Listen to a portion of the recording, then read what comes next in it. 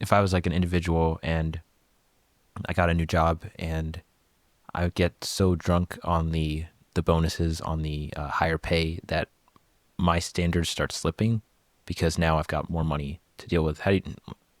It's like kind of like a balance between greed and being frugal. Well, first of all, you know that the taxes. Well, I'm sure you know this. That taxes we pay, income tax we pay, um, funds the government. That's the only money they have. They don't have a corner store in the where it's selling nuclear weapons and everything like that. Right, right, right. So, but what gets me, if I'm going further, right? Why is it the taxes we pay, the federal taxes and state taxes, right? Why is that we pay the same amount of taxes, the tax bracket 10%, 12%, 20% on that yards, right? Why is it that we get more benefit, but people pay taxes in Ashburn, Virginia, versus people pay taxes in Capitol Heights, Maryland? You see what I'm saying? The roads are better here. The emergency service is better here. 911's better here, right? Paying the same amount of taxes. But why is that, depending on where we live geographically, the services are different? Why? Standards? So, well, it could be standards, but think about it. We paying the same amount of taxes, right? They collect the same amount of state taxes, local tax, things like that, right? Federal taxes, right? Why is it? Why is the way we live is different based on our zip code? Well, what's your perspective on that? Well, I think that if I have two accounts, one account over here, one account over here, same amount of coming in, same amount of people, right? If the people over here are getting better services versus people over here, well, you're mismanaging the money, right? Right? What are they doing over here that they're not doing over here? You know what I'm saying, right? So I think it goes deeper than just at the federal level, right? Because that's where all the, housing assistance, SNAP, food stamps, things like that, right, come into play, right? But as far as your regular necessities in life, the roads, the water, the emergency services, 911, right? There's a big difference, right? So it's living below your means, and then you have more, I guess, like theoretical profit to be able to spend more money on good stuff, on like better quality things. Exactly, yeah, yeah. But even with that, I think there's still a disparity, right? I don't know if you saw in the news the other day that that DC is suing Amazon, right? Because people in DC at 200202019 a zip code, they ordered your Prime members, right? They order something on Amazon, because it's zip code, it might take 5 to 7 days, right? But they put the same order in for a zip code in a different county in Maryland, things like that, right? It takes 1 or 2 days. And there's a lawsuit going right now saying that Amazon is segregating people by zip codes. I say, you know what? I don't have that problem. Right? I'm a Prime member, I order something today, it gets it tomorrow. I have that problem, right? But people that do have that problem, man, you have to think, I wonder why it's like that. Because they don't want to go in the neighborhood? The drivers don't want to go there? Yeah, what's really going on here? It's usually, I mean, it's basic economics. I think it's the most expensive part of shipping is the last mile. From whatever, if it's a warehouse or if it's a store or something, from wherever the company that's running the shipping business is able to control. So like Amazon has their warehouses to the customer, which that path they can't control what kind of road conditions they have or where it's going, the turns and everything. And then there was a show on PBS Nova back like 7-8 years ago where and I You forgot. remember? I'm gonna ignore that. And there was a David Pogue, I think that was his name. He was doing a show about kind of like a lot of really cool sciencey things, but it was more targeted towards kids, so I was able to understand it better. And one of his episodes was UPS. He was a UPS driver, and he wanted to see two different models. UPS has a algorithm that tracks not the most visually appealing route, but rather the most efficient.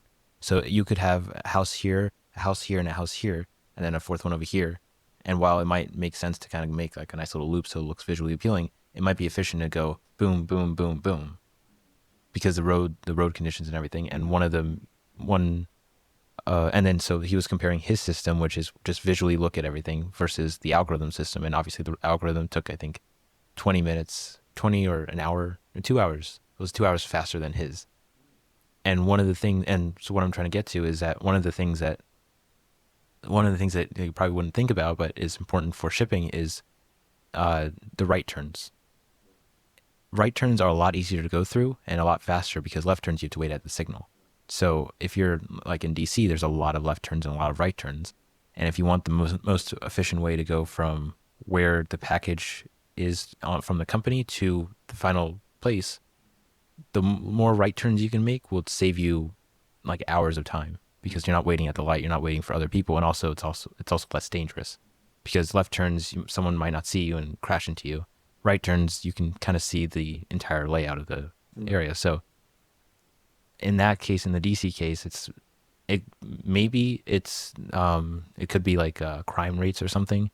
Also could be just they are not able to deliver it because of like bad road conditions or something. But I mean, there's always a deeper meaning. Maybe someone really hates that area of DC, right? There's always a reasoning behind it. But saying, well, I mean, yeah, sue the company. Who cares? Amazon's not going to care about a $3 million lawsuit. But I brought it up because you never know what people are going through. You never know. I mean, because I live in a bubble. You know, I'm not involved in situations like that, whatever, you know. So I don't like a client asks me, so what are you going to do if if Trump win the election? I say I'm gonna keep working. I mean, what I'm gonna do, right? He said, but don't you think it's gonna affect you? I said, I'm gonna tell you something.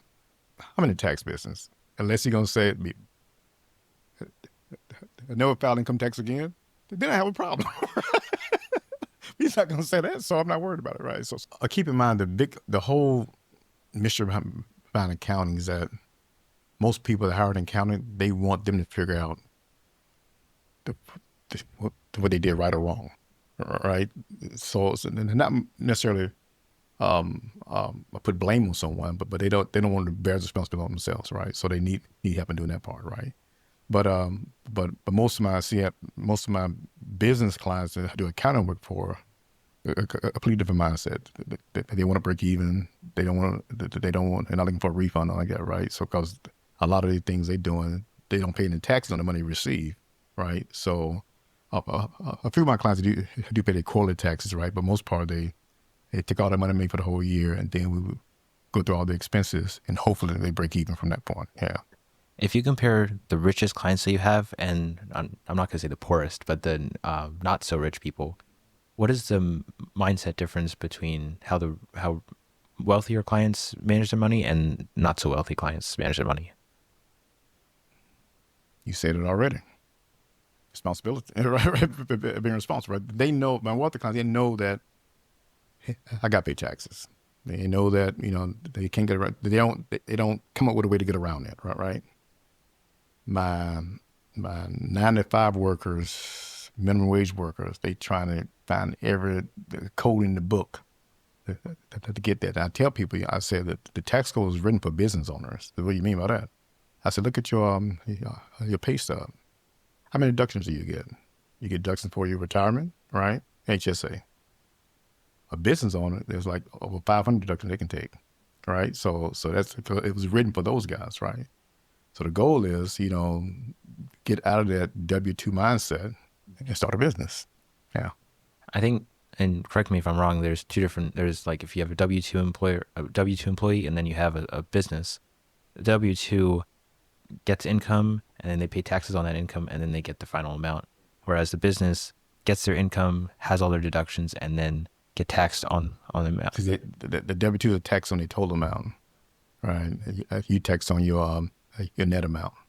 Yeah. Exciting, isn't it? You see them smiling, don't you? I love this stuff, man. I love it.